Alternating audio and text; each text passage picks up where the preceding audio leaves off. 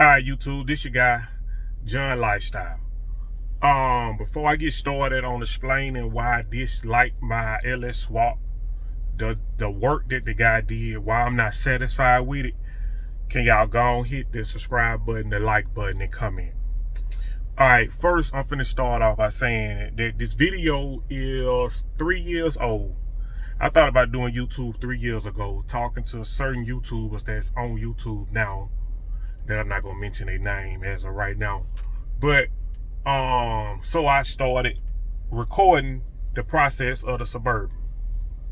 Okay, my LS swap I thought was done semi-right, but kind of semi-right, but I could tell it was a sloppy job. With the two ECMs in there, I thought that was normal because I was brand new at the LS swaps. But what I know now, I know that he just did a sloppy job, so real quick to get money out of me for the swap. In the video, you'll see me saying that I dislike the fuse, where the fuse panel at. I was trying to move this ECM to this part of the truck and put this one there. I honestly thought that was the normal thing when it came to the LS swaps. So I started doing my own research and finding out what he really did, how he really screwed me, how he really just did something just to say I had an LS swap. That's why I'm at the point where I'd rather do stuff myself. I'm gonna do research on it even more now to make sure that it's getting done right. And me, I'm gonna tell you, I don't care if you do my project wrong, anything on my car wrong, and I know you did it wrong, and I'm bringing it to your attention, and nothing still get done. The rest of the money that I owe you, you're not getting paid for. I don't care who you call. I don't care who you know. Me, because I'm gonna come to you correct. I want you to do my stuff correct, and if you don't do it correct, don't be looking for me to pay you for what you think you're supposed to get paid for. So, meaning, it's a lot of things done wrong on my swap, which I know 2, maybe 3 things I supposed to been brought back to him. But I'm not the type that's gonna keep calling your phone to you to do some work that you promised me and that I'm paying you to do. For one, like we went drive-by cable. No, we went drive-by wire. Why is my drive-by cable still on there? That was something you supposed to been took off when you took the old motor off. That's one thing. Second, I'm having to go to another shop to get my cluster working. That's something you supposed to been did there. Even though I have another cluster that I'm gonna use, you still didn't even get the cluster working right in the original cluster working right for me to even be satisfied with that. Till I get the new it's an off-brand Dakota digital dash, whatever, put in. That's 2.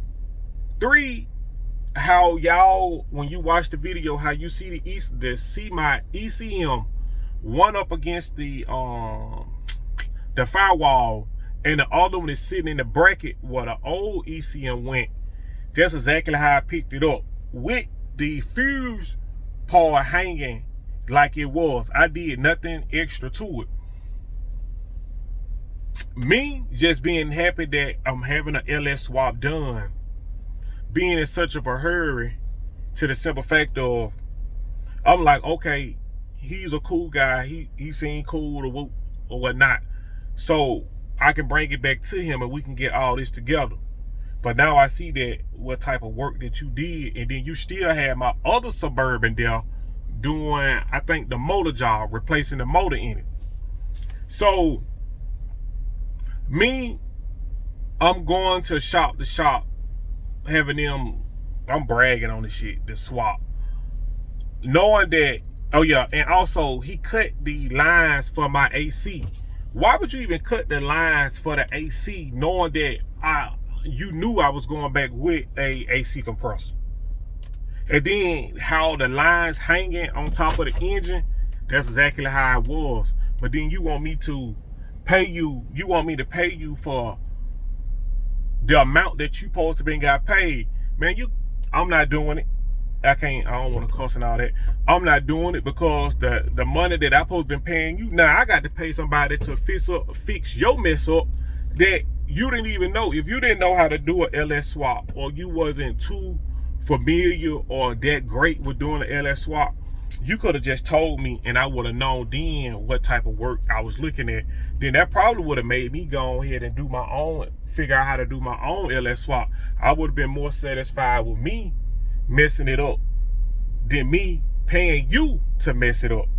And then you trying to charge me, when I do get you on the phone, trying to charge me more money to fix some stuff that you supposed to be did anyway before I even left with the truck. And my PSI wire harness, I had to get that.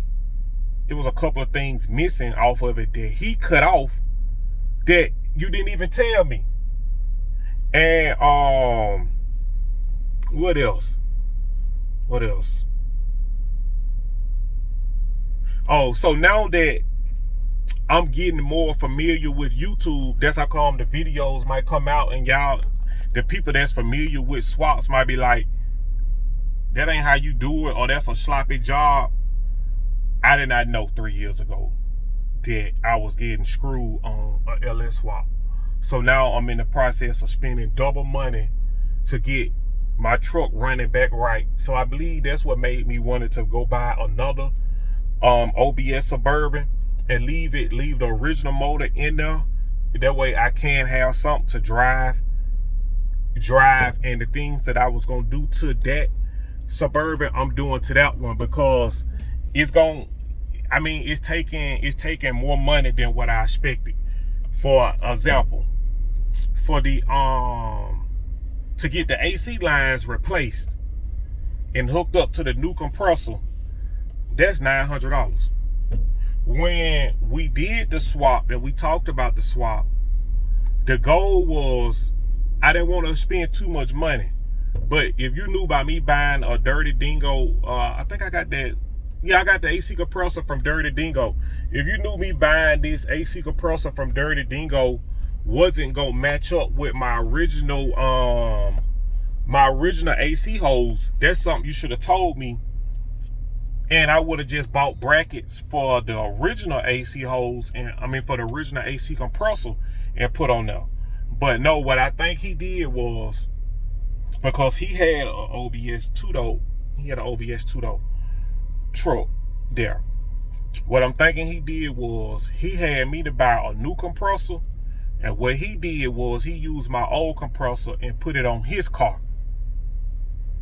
Now that I'm really figuring out what he did and how things was done, that's what I thought. That's what I'm thinking he did.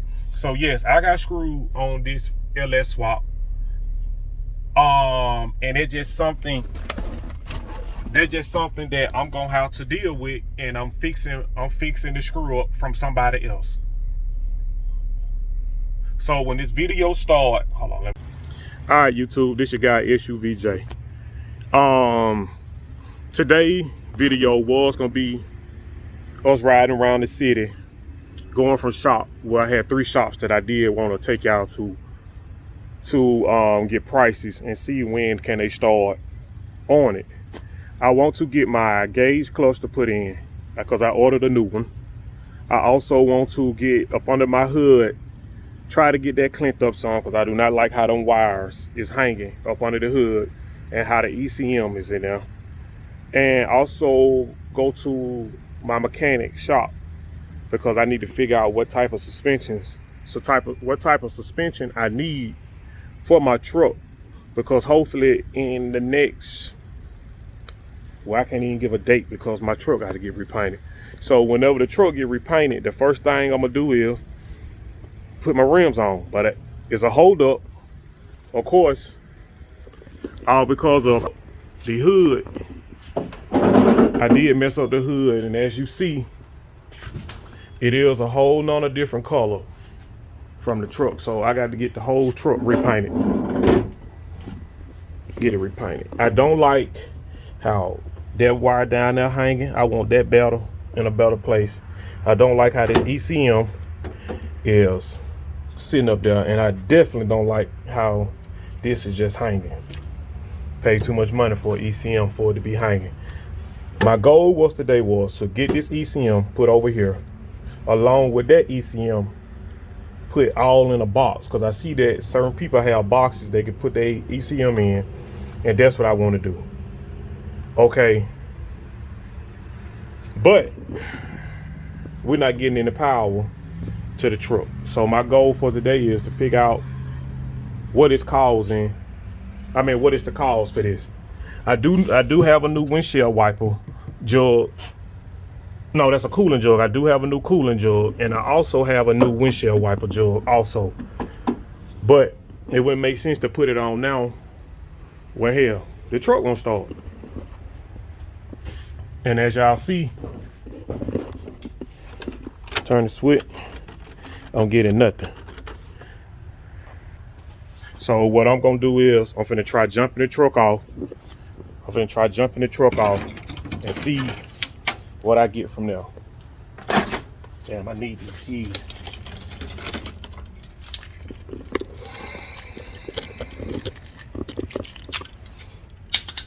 Oh.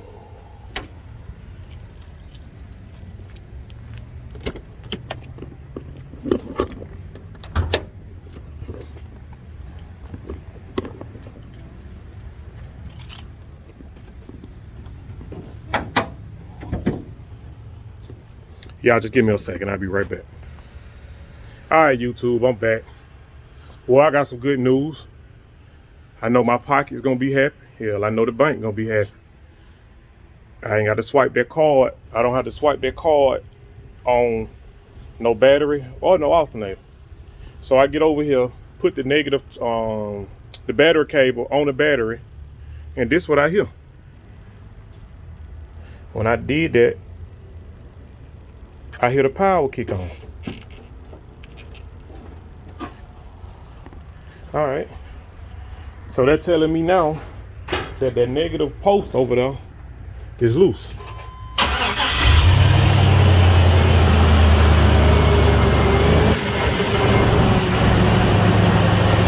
Now y'all talking about somebody that's happy?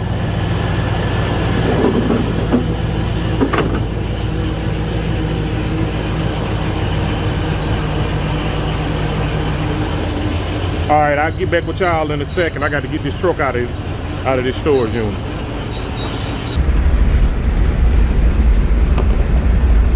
All right, sorry about the wind noise, but I'm giving y'all a little driving footage of me in the Suburban to let y'all know that this boy do run.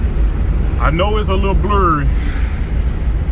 The camera's a little blurry because hell, the damn truck ain't been washed since it left the paint shop. As y'all can see, no, nothing on the gauge really worked but the, what it is, the fuel, the oil, and the battery. Everything else don't work. So I have switched it. That's why I ordered a new one. So I have it. So hopefully one day this week I can get it put on when I do have time to get it done. But just to let y'all know that this boy do run and it is quiet.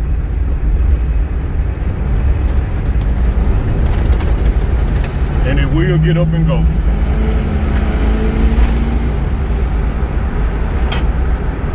All that railing y'all hear going on in the back, that's because it ain't no damn interior back there. All the screws and stuff still in the back. Because y'all will learn one thing about me as this channel grow. Majority of the stuff that get done to this truck, I'm gonna try to do it myself. If I can't do it myself, then that's not gonna pay somebody. I ain't gonna pay nobody for something that I know how to do just because I'm being lazy.